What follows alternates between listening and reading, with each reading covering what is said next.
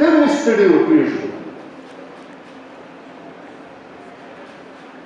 دوی ته یو ښه ماحول پرېږدو.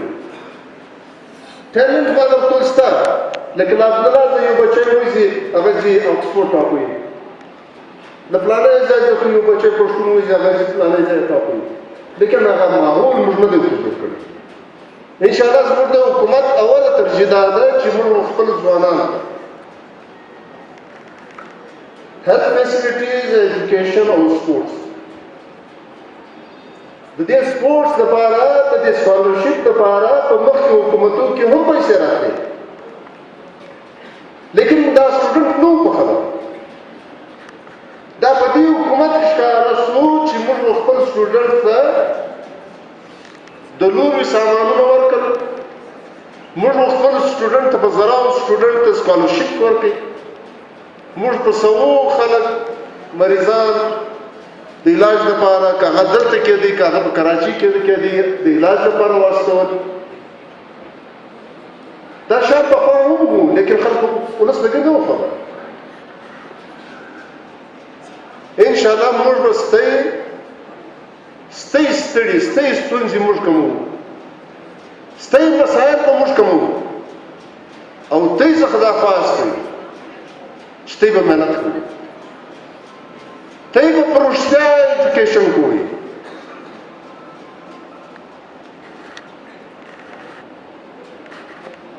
سیاست او ایجوکیشن. سیاست پر خپل ځای موږ ملګرو دلته خبر وکړه، ما ټول زه لږ بدله خبر کوم. سیاست پر خپل ځای سیاست هم کوو، سیاست موږ ته تر ګردو زیات ضرورت دی، پښتانه ته ضرورت، لیکن ایجوکیشن هغه سیاست بیا له هغه ښه ایجوکیشن سره خوند کوي چې کم سے کم ستا سټوډنټ هغه په نورو ادارو کې ولاړ وي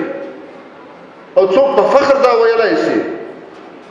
چې د دې سټوډنټ د دې پښتانه روزله صحیح سبکې ده، په دې کې ټیلنټ ډېر دی.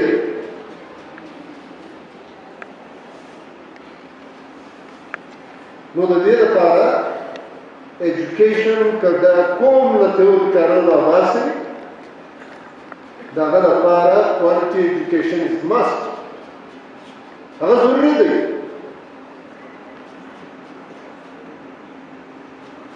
او پښتونخوا پیسو تنظیم د هغې کردار به داسې کردار وي چې نور ځوانان چې نور تنظیمونو سره تعلق لري یا نور دې تنظیم سره تعلق لري، هغه پکار دی چې ستا خویونه دومره امپریسیو وي چې دومره ته سړی امپریس کړي چې هغه تاله راشي.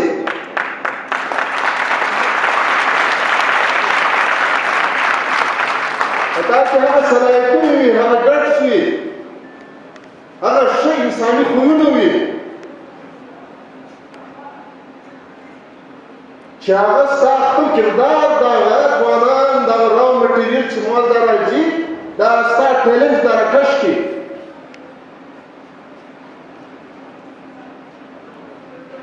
تنظیم د دې تنظیم د کسر بیا تر مسره دانا بیا تر محمود خان دا په موږ کې یو څوک خپل سکني مېرمنې نشته، موږ ټول یو فیملي یو، موږ ټول برابر یو، موږ ټولو ته دا حق ورکوو چې هر ځوان هر بچی د پی ایس او سټوډنټ په ډېره ازادي سره په ډېر جرأت سره ډېر کلمت سره که رښتیا موږ جمهوریت غواړو، که رښتیا موږ په پارټۍ کې ډیموکراسي غواړو، موږ به د یو بل قدر کوو، موږ به د یو بل عزت کوو، موږ به د یو بل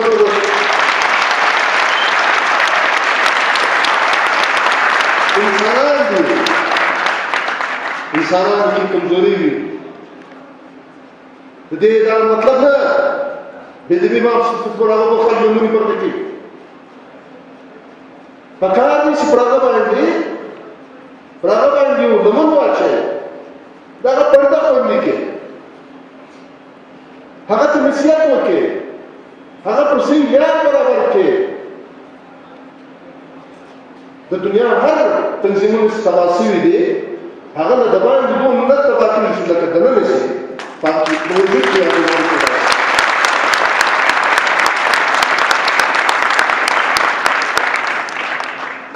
دا بیماری په دې وجود کې پیدا شوې ده او د دا بیماری علاج پکې کوي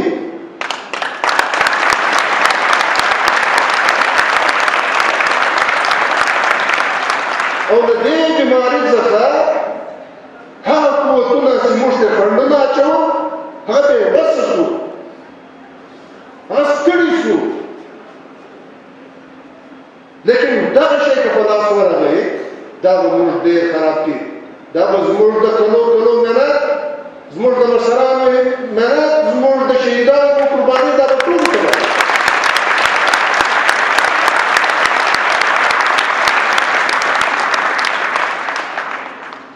د دې کارونو کې خپل توجه خپل ایجوکیشن ته ورکړئ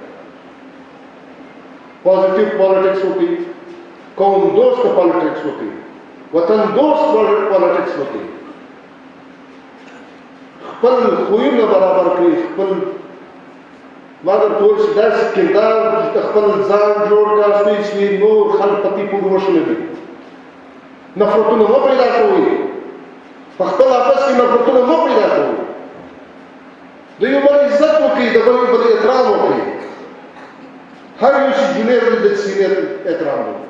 هر سینیر چې دی هغه پر کسر باندې پر سر باندې د شفقت لاس کوي څه وجه ده چې موږ په نیستي کې ډېر سره پاړو چې موږ ته حکومت راغی موږ ته خپل اختیار راکړي موږ اوس ټول پښتون چلوو موږ په ټول وطن برابرو دلته ځینې ناپوه یا د چا په اشاره پر سوشل میډیا هغه پرجن الفاظ